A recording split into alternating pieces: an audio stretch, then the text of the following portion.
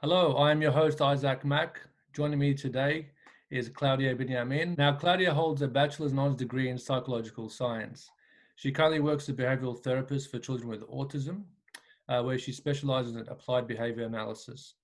She's very passionate about her work with children and as a result is also doing her master's in applied behaviour. On top of all that, Claudia is also a youth leader at the CWC group in Melbourne. Claudia, welcome. Thank you for joining us. Thank you. Firstly, tell me, how is it down in Melbourne? I used to call it the South Pole. I used to live there for a good 4 years. Oh, amazing. Like, I love Melbourne. It's Yeah. the best city, as you know. But it's very cold down here at the moment. So we're in winter, we're in isolation, we can't do much. So that's us right now, stuck at home. And you got the heaters going full blast? Heaters are going full blast. Yeah, I remember Melbourne well. I mean, tell me I'll tell you mine, I'll share with you mine, but what's your favorite thing about Melbourne? Just the culture. There's always so much to do in Melbourne. Like, the city is always, people running around, there's activities to do, the vibe is just amazing. That's what I love about it. Yeah. Well, mine is, I'd agree with you on that. Mine is actually the food. Oh, amazing food and coffee too. Coffee, yeah. I miss that coffee. Yeah. All right. Well, welcome. Firstly, let me tell you, God bless you for what you do. I think what you do is amazing. Can you tell us a little bit about, I suppose, your journey and what brought you to the point where you are now? So for me, I've always wanted a career where I could work with people and help people as well. And so it really wasn't up until high school when I chose psychology as an elective that I realized this is the field that actually can help me to help people. I was always interested in how people think, how they feel, and how they behave. And so I thought, wow, like, this is really cool. Psychology can get me there. So I continued with it through all of high school, through all of university. And really, when I was in university, I think it was about third year, I undertook a subject called developmental psychology and another one on autism. And I was like, this is for me, definitely, just working with children, being able to help them learn and to grow. I thought this is the best place to be right now. Brilliant. Autism, I mean, for those who don't know, can you explain what autism is? And I know there's different levels of autism, but could you please go into that for us? Yeah, so there are different levels of autism, but basically autism is a disruption of normal learning processes.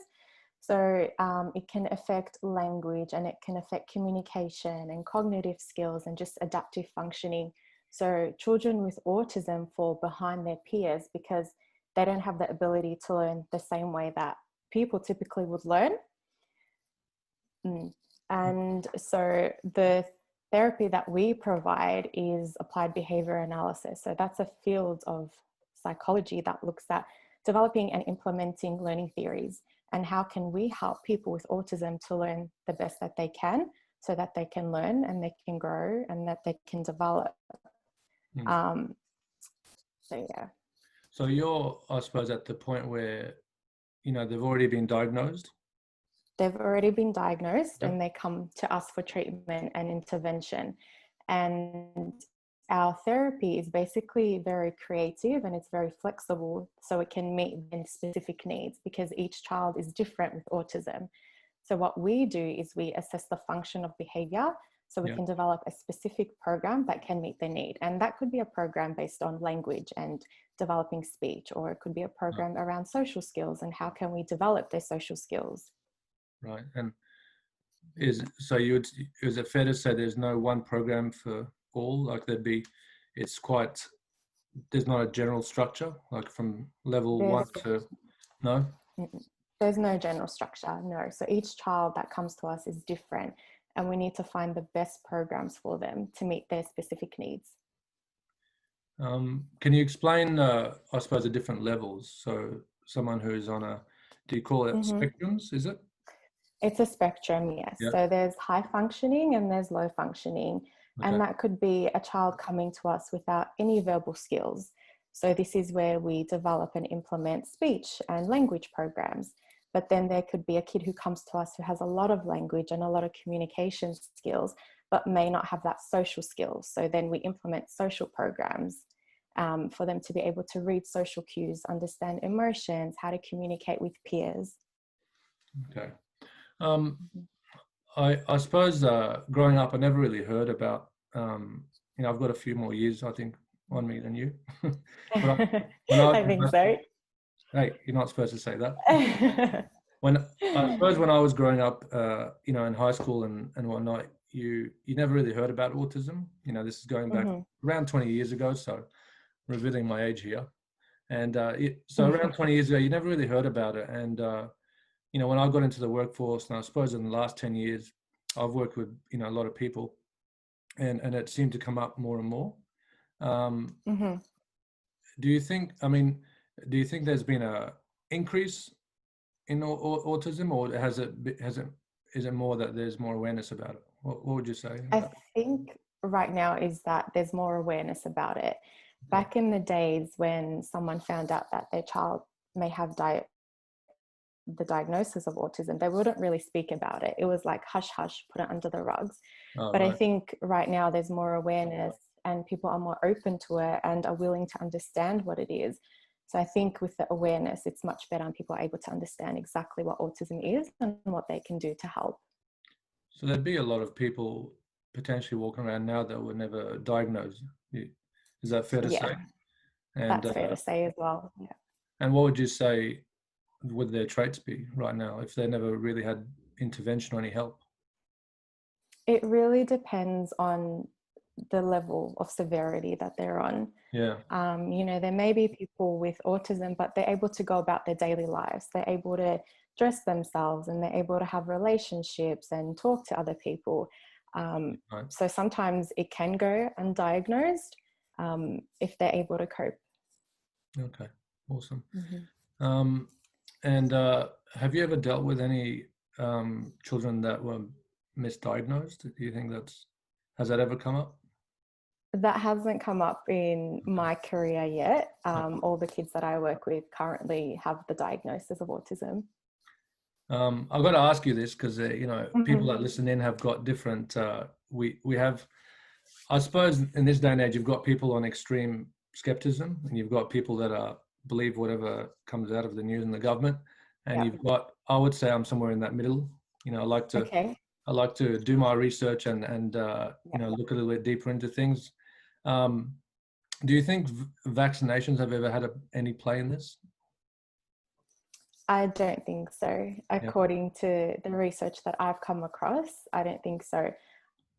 It's the evidence that is showing right now is saying that autism may be genetic because people with autism have neurological differences in their brain. So specific areas of their brain work differently and they fire different neurons and so I don't believe that it'll be the vaccination. Yeah, I mean, I've spoken to friends of mine, and every now and then I know someone who has an autistic child, right? And I like getting into conversations with people and just probing and finding out things about them. It's always interesting to me. And sometimes I've heard this saying, "Hey, well, there's no one in my family who's ever had this. I don't know how come my son or how my daughter has this." Would it be fair to say that there would have been and they just didn't know? Or what would you say to that? Yeah, probably. There's a lot of people who are still in denial and who aren't ready to accept it. And then people who do accept the diagnosis, they may go through a process of grief. Like they're not ready for action. They're not really understanding what it is. So a lot of the time that we at work, we do come across people who are still in denial, even though they do have a diagnosis. And why do you think that is? I mean, do you think parents, I'm a parent myself, and you want to see the best in your kids always, and you can be in a level of denial about certain things, their traits and whatnot. But do you think people are afraid to go down that track because they think that their children might not be intelligent? Because for me, from what I know about autism, there's some great minds in the past, like Albert Einstein. There's talk that he may have been autistic. So it's never really a lack of intelligence, is it?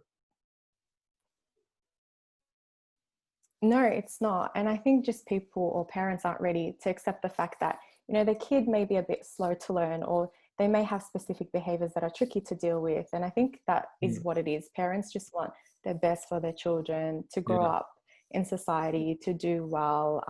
A lot of the parents want their kids to go to university and have relationships. And so they're worried about that. And they're worried about, well, what if one day when I'm not here, who's going to look after my kid? Yeah. Yeah, fair enough. And I think that's very tricky for them. Yeah. So you're obviously a big advocate for education, yes? Yes, of course. It must be a bit of a delay. Yeah, I mean, for me, I'm a fan of it. You know, education brought my family to this country. I suppose, but you do have to be passionate about what you do, right? I mean, I think that's important. Yeah.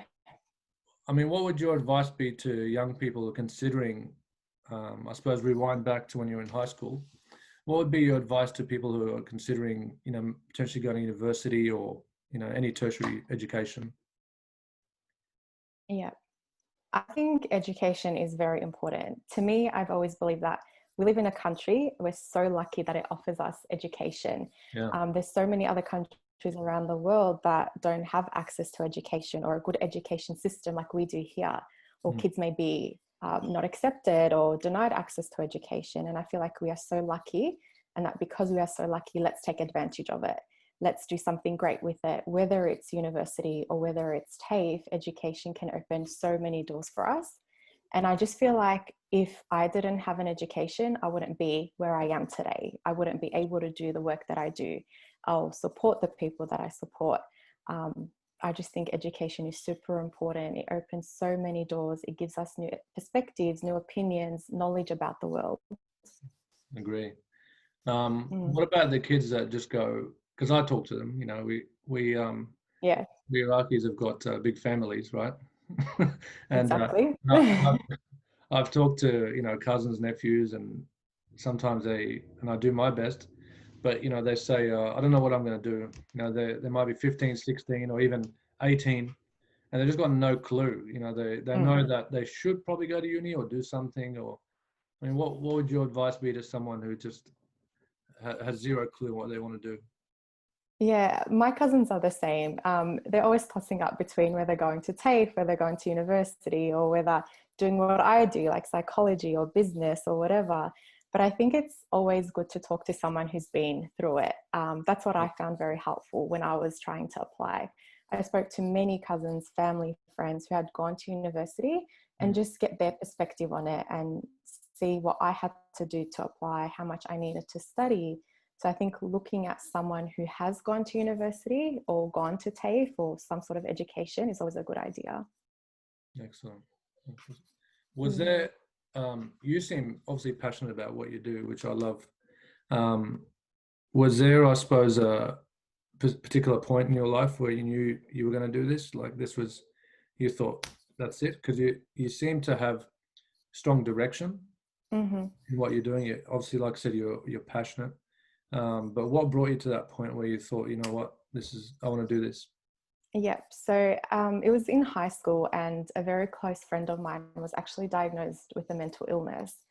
And at that time, so I was interested in psychology, but I didn't know how to help this person. I didn't know if I was saying too much or if I was saying too little, or if I was there too much or not there enough. And so in year 10, it was offered as an elective, and I was like, perfect, let's do it. Let's see what this is about. How can I help? And really, I fell in love with it straight away. I'm like, this is a field exactly where I can help vulnerable people. So I continued with it all through high school, all through university. And then in university, I kind of had a different direction. Instead of working with adults and their mental illnesses, I then formed that interest of autism and developmental psychology. And I was like, this is great. I also love children. This is for me. I felt like it was so right. And so when I finished my 4 years of university, I landed in this amazing job of working with kids in autism, and I just love it. And I just feel like I'm so lucky to wake up and go to a job that I love at such a young age as well. That's awesome. Thank you. And is that what's pushed you to do your master's?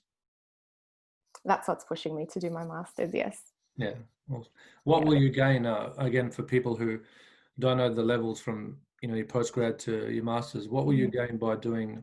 I mean, it might sound like a silly question, but I think people would like to know what would you gain from doing a master's? You're Yeah. already working at the job that you love, you're succeeding in it, you're doing great. What's going to happen from doing a master's? Yeah, with the master's, I can move up to become a behavior consultant. So the behavior consultants are the ones who do the initial assessment and the ones who develop the program for the therapist to implement.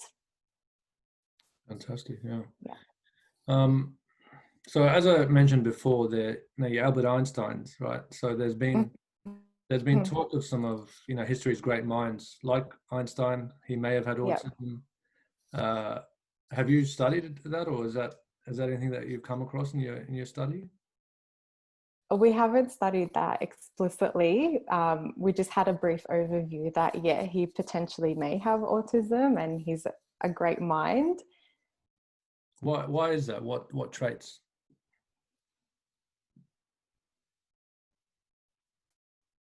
Just him being able to come up with these interesting theories and just him being able to push himself. Like no one would have thought of this kind of theory or this kind of formula.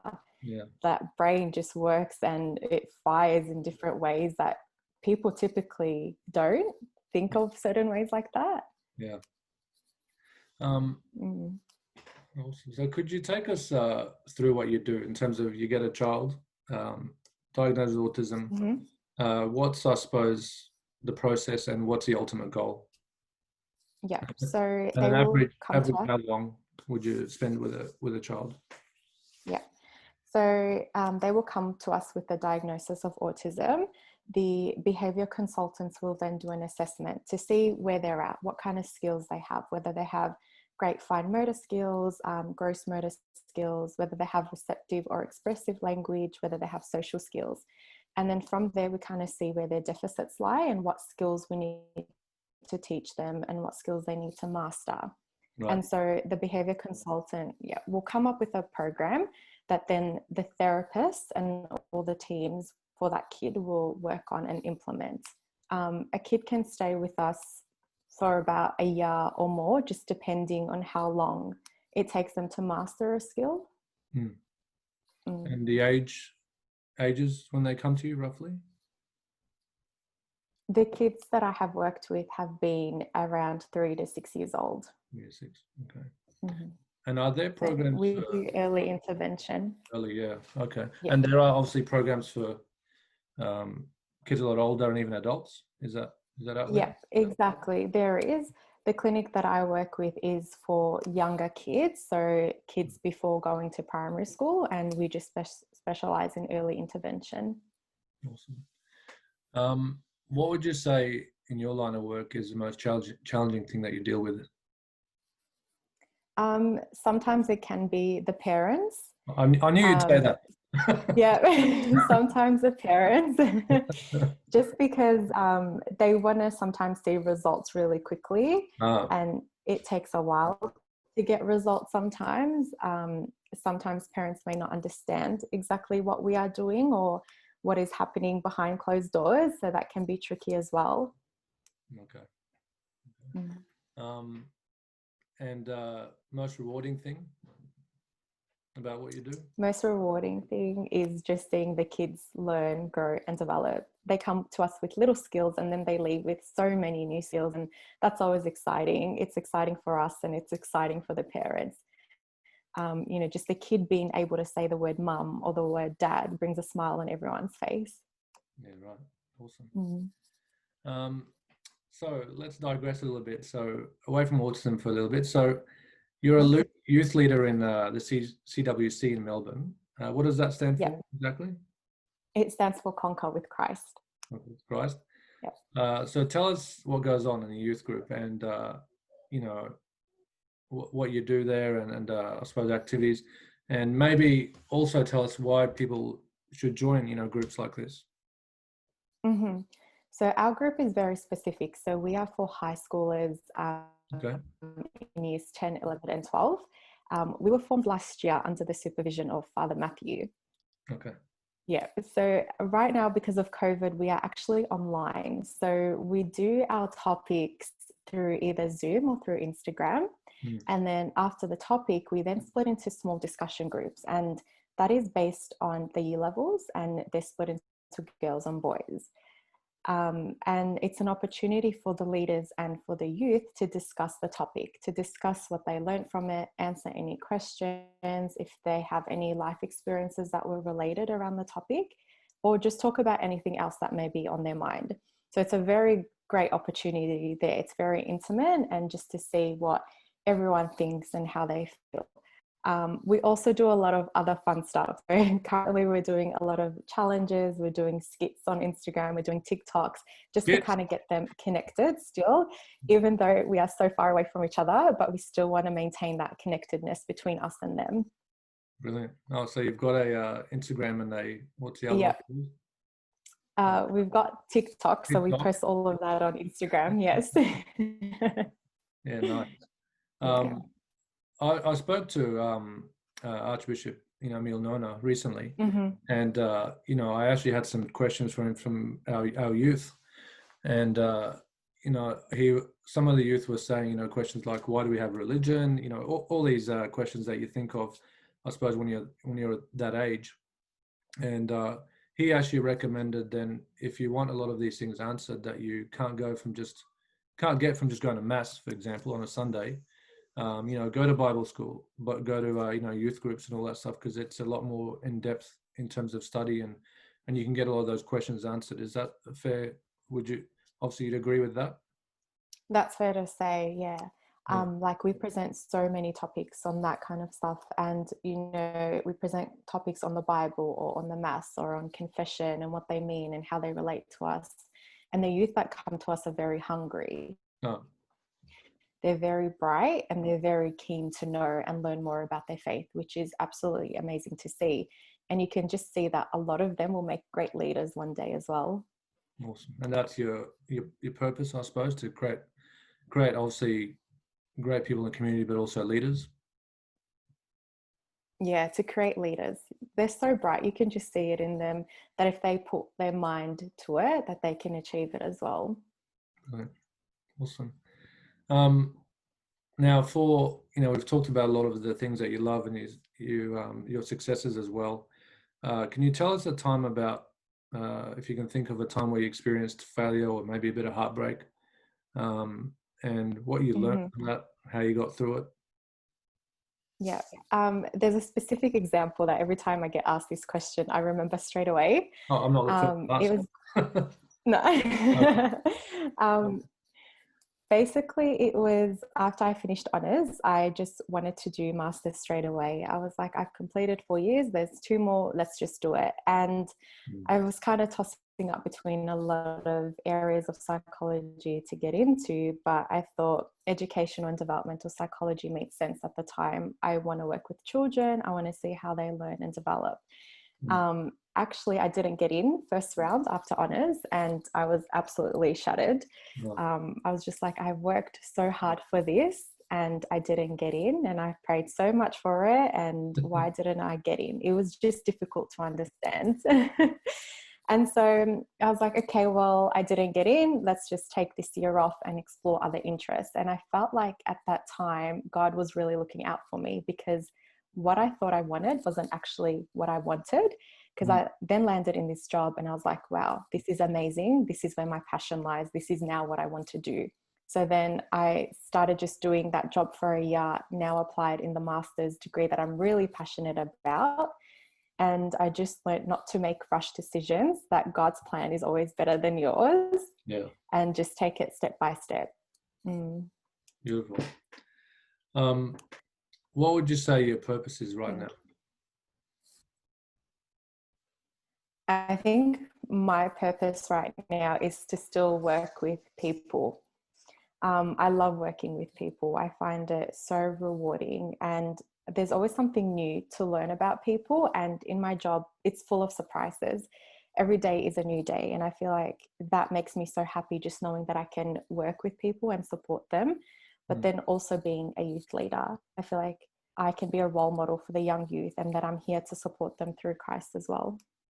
Beautiful.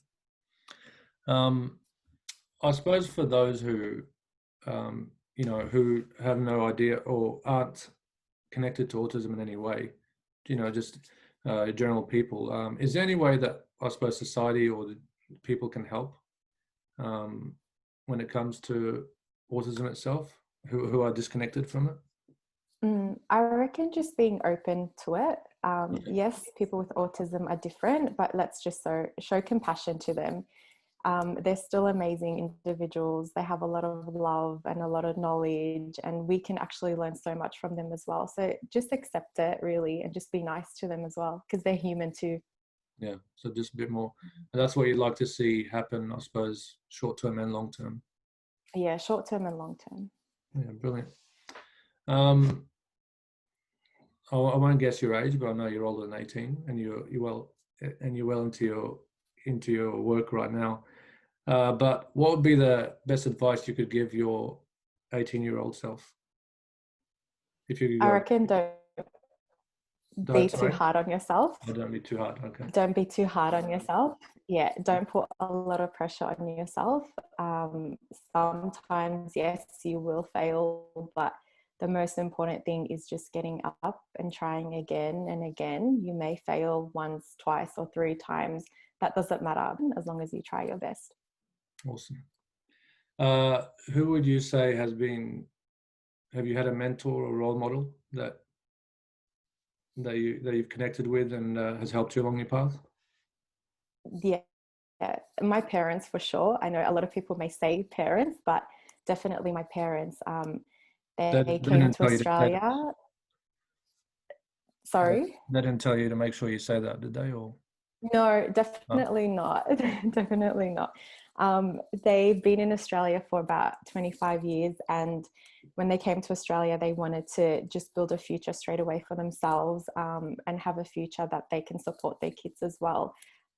Growing up, my parents were always very supportive. They never put pressure on us or pushed us to be a certain way or to study this specific thing or to be a doctor or whatever. They just encouraged us to find our passion, and they were supporting us day and night when we were stressed about studying or we had a problem going on. They were just always so nice and so calm and so supportive.